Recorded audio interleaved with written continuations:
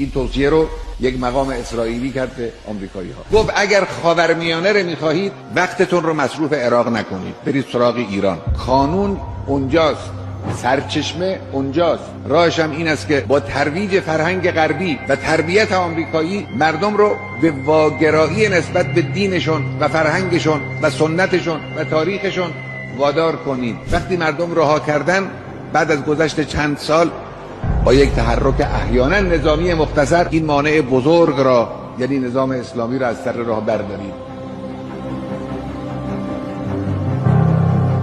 یک استراتژیست نظامی آمریکا گفت اگر به جای این موشک‌ها برای جوانهای شهرهای افغانستان وسایل شهوترانی، منظره‌های مهیج شهوت و ادبیات مهیج شهوت رو تو اینها ترویج کنید و پوشش‌های سبک غربی و آمریکایی بفرستید، مشکلی نخواهید داشت. این یک سیاسته.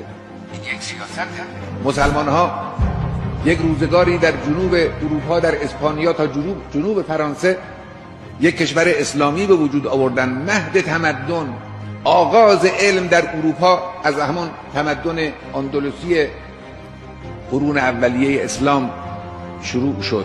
وقتی خواستن اندلس را از مسلمان ها پس بگیرن، کاری که کردن یک کار بلند مدت بود.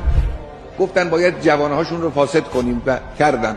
تاکستان وقف کردن برای اینکه شرابش رو به طور مجانی بدن به جوانها رو کشوندن به سمت زنان و دختران خودشون برای اینکه اونها رو آلوده به شهوات کنن. این همون مسئله است. لذا سیاست امروز سیاست اندلسی کردن ایرانه. من دارم به شما جوانها میگم اینو. سیاست